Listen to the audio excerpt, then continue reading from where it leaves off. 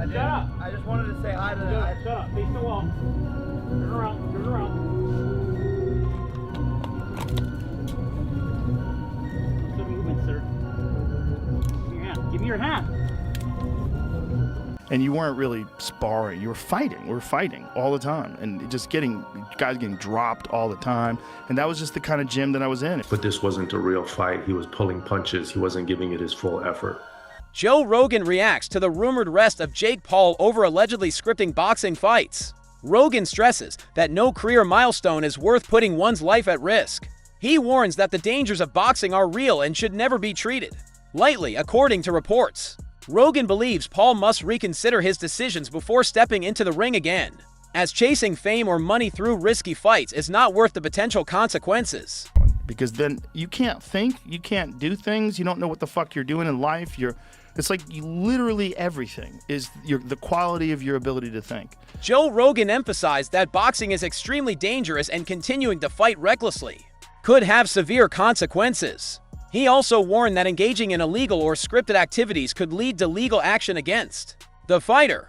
I've seen the script, rig, this, that, and the other. Do you think now, at the very least, that talk goes away? Broke his jaw, went in there against Anthony Joshua. At the very least, do you think that you guys can move on from that? Like, that won't follow you? No, I don't. I actually, our lawyers are actively going after a number of people. One who claims to be a lawyer himself online.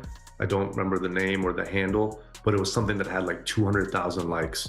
And basically this post said there was an agreement for AJ not to knock out Jake, but AJ disregarded the agreement and decided to not get his payday, but knock out Jake Paul.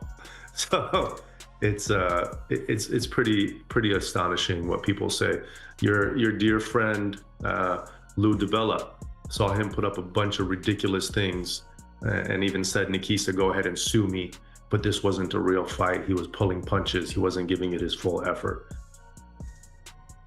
And so for the people, again, just to clear this up, because I asked Eddie this question, I'll ask you the exact same question. Once and for all, was there any sort of arrangement as far as it should go this many rounds? Because that's the one that I've heard. Oh, Anthony agreed to 3 rounds, 4 rounds. Can you tell us in black and white if there were any talks of any kind between the network, the promotion, the fighter? There has never once in Jake Paul's career been any talk of that sort, of anything to do with the fight being anything but a real fight that has exactly the same situation as any professional fight. And that's exactly the same thing here for the Anthony Joshua fight. It's just beyond mind-blowing that people would think that. Anthony Joshua was on record saying that if he didn't finish him in the first round, that would be disappointing, that it would be a failure. The narrative changed as we got closer to fight night and obviously post-fight, and I understand why. Nikisa Bidarian has clarified that neither Jake Paul nor his team engaged in any wrongdoing or attempted to rig the fight. He addressed the widespread rumors claiming the bout with Anthony Joshua was scripted, calling them completely false. According to Nikisa, people online made astonishing claims, including a post suggesting there was an agreement for Joshua not to knock out Paul. He explained that Joshua fought genuinely and decisively, disregarding any alleged arrangement. Nikisa emphasized that Jake trained, competed, and took real risks in the ring. He also noted that legal action is being taken against individuals spreading these false narratives. For Nikisa, this clarification is crucial to protect the reputations of both Jake and his team, making it clear to fans and critics alike that the fight was legitimate and unscripted, and any notion of a fixed outcome is entirely baseless. Look at all them celebrities, like dude from the Mighty Ducks, the little boy actor that got strung out on drugs, and all his fronts and all his teeth were missing from being on meth or whatever, whatever drug of choice he was on. There's no coming back from that. The people who like dissipate their teeth through drug usage, you don't get like a second set. So if I'm not mistaken, the dude from Mighty Ducks, somebody like he's been clean and they gave him a makeover and he has like pretty much fake teeth. So yeah, the teeth are gonna be cooked. Now, I agree with the other part that Rogan was saying, but let's keep going. Yeah, I think he went into that fight knowing that was probably going to happen. Yeah. And ultimately, the big win for him would be that he was even willing to do it and that he could do well for a little bit. Yeah, and I've already expressed my thoughts on this. I'm not giving no props for a person who says I am a real deal boxer because I went and get smashed and got my jaw broken, but I lasted longer than Ngannou. But I was crazy enough to try. Because, to be honest, we're way past the honeymoon stage with a person like Jake Paul.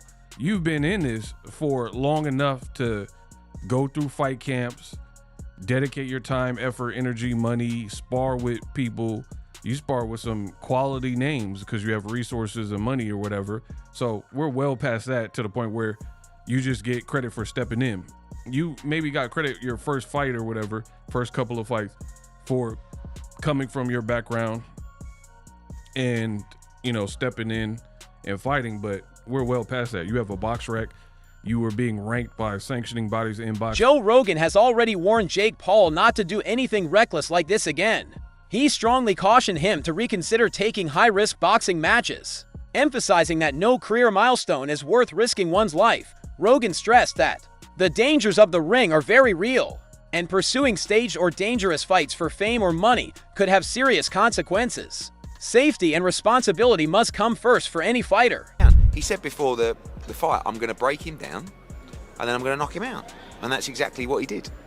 I thought it'd be all over within 3 rounds. But, you know, when I got in the ring after, because I was shouting, just, you know, anywhere, arms. I got in, he went, what are you rushing me for? And I was like, oh, sorry.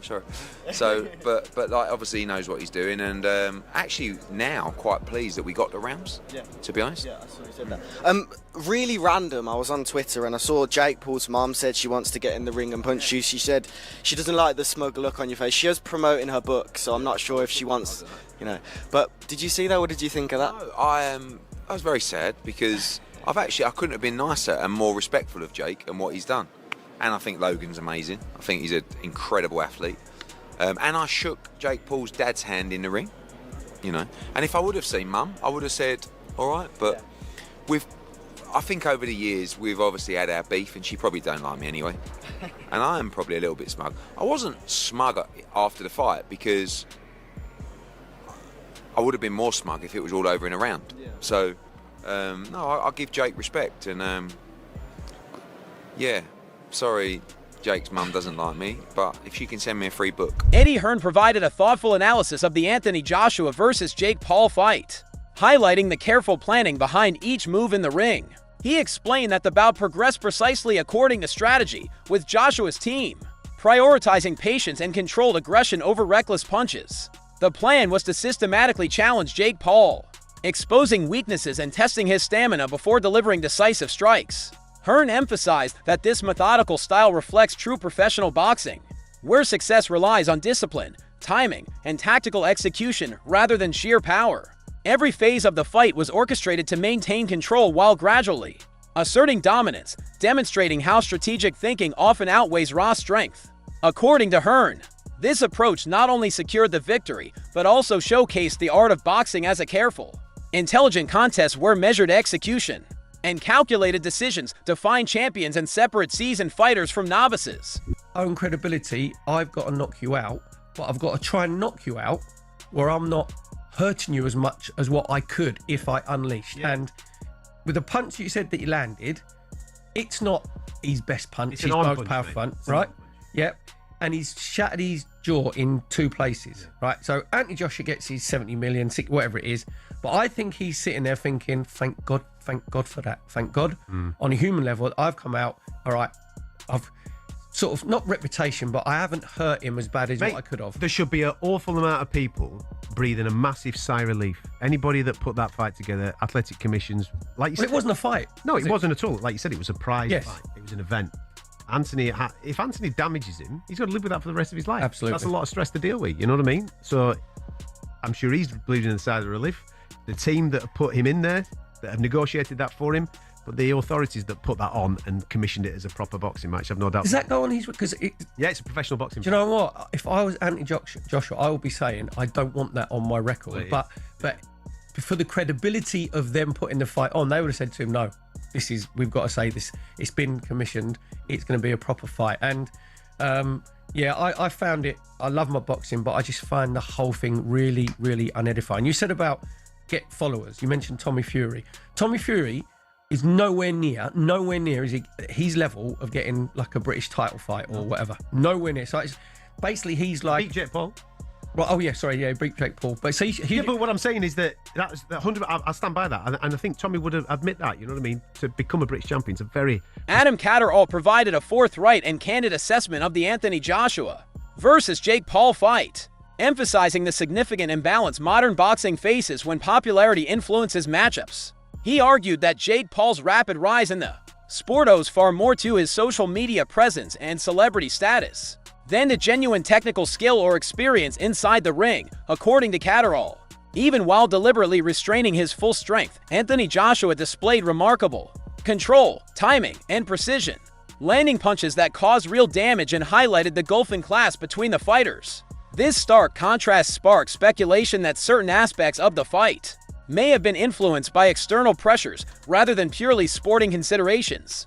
Rumors circulated that Jake Paul reportedly attempted to manage or manipulate the pacing of the match to minimize risk and maintain appearances, reflecting broader concerns about celebrity boxing prioritizing spectacle over authenticity. Catterall's observations underscore how modern hype-driven fights can distort competitive integrity, placing the focus on entertainment and marketability rather than skill, strategy, and the traditional values that define professional boxing. Anthony Joshua knocking out and breaking Jake Paul's jaw. Just talk to me right now about the fight itself and then we'll break it down. Bit of a crap fight, if we're all honest. It was like watching Jaws 2 when all the kids went out on their boats and they were in the middle of the sea and the shark was just surrounding the boat, just like that's what it was like. It was like a shark circling its prey and just like it was like nibbling and eventually got him. But Jake Paul showed big plums in there, no matter what anybody says about him, because I've seen people say, yeah, he went in there to survive. Yeah, okay, he went in there to survive. He's a guy that's been boxing a couple of years against a unified champion of the world who can really punch. Yeah, it wasn't the best. It wasn't the best fight. It just wasn't the best thing to watch, was it? Like it was just, yeah, it weren't great. I just want to see now Tyson Fury against Anthony Joshua. I think at the stages of their careers they're at, AJ and Tyson Fury, we don't need to see interim fights, Andrew. We don't need to see interim fights because they're just potential banana skins. Sam Jones offered a candid and unfiltered reaction to the Anthony Joshua versus Jake Paul fight, emphasizing that the bout was challenging to watch, not because of brutal exchanges, but due to glaring technical deficiencies on display. He pointed out that Jake Paul struggled with fundamental aspects of boxing, including basic defensive techniques, proper footwork, and timely responses to Joshua's combinations. These repeated lapses created a sense of imbalance throughout the fight, highlighting the clear gap in experience and skill. Observers noted that some sequences appeared almost choreographed, as if the action had been subtly guided to prevent either fighter from facing undue risk. While Jake Paul undoubtedly put in significant training, Jones suggested that the mismatch in talent and ring intelligence, along with alleged hints of scripted pacing, contributed to a viewing experience that felt uneasy for those expecting genuine competitive tension. The fight underscored the risks of mixing celebrity appeal with professional-level boxing, revealing how spectacle can sometimes overshadow skill and authenticity, leaving fans questioning the legitimacy of contests where performance and entertainment intersect so visibly. Him surviving kind of feeds into the story of him being perhaps a little bit better than we sometimes think, although I don't really co-sign on that. Let me make the point. The first point is, I think people are overreacting a little bit. People were suggesting when I got on social media that this was like the biggest farce they'd ever seen in their life, and that this was, how could he fight like this, and this was a disaster, and Joshua should have got him out there earlier. There is probably some evidence to suggest that I don't think Joshua was carrying him in the sense of, hey, they coordinated this ahead of time. But was Joshua really stepping on the gas? No, I don't think he was really stepping on the gas. There were times I think he clearly pulled his punches, partly because Jake was squirmy and rotating on the outside. Also in part because I think, as I indicated on Friday, he's watching this guy with pretty bad footwork. He was literally tripping over himself, and he realized he just can't keep this up. So, okay, so there was that. But people were acting like, like, how could this be? How could this have happened? Guys, on Friday's MK, and then before that, earlier in the week on Submission Radio, they asked me on Submission Radio, how do you think he's gonna fight? And I'm like, he's gonna run. And they're like, you don't think he's gonna clinch? I'm like, okay, he'll clinch at times, but then the rest of the time, he's going to run. Like, what did you, like, what other way was this going to go? Following the fight, Luke Thomas emerged as a critical voice in the aftermath, challenging the positive attention Jake Paul received. He emphasized that stepping into the ring with a world-class fighter like Anthony Joshua should not be celebrated without scrutiny. Thomas argued that the spectacle surrounding the match overshadowed the genuine dangers involved. Observers speculated that Paul's pre-fight confidence, combined with certain in-ring behaviors, aligned with rumors that he tried to script portions of the fight. Thomas warned that celebrating such contests sets a dangerous precedent, blurring the line between entertainment and real competition. These guys fought. That was not a boxing match. It just wasn't. Jake Paul had a very healthy fear for his life while he was in there, and he was moving as such. He was staying away from him. He was running away. He was trying to get distance. Then he was trying to step in to win this athletic competition, and then he's trying to get out of the way so that he doesn't get hurt again. I mean, he was fighting. Then it turns to where he can't stay away anymore. So now he's got to go the other way. He's got to go forward. So now he's clinched him. Now he's dropping down to his knees. He's going below the waist. He's getting to double leg positions. He was fighting.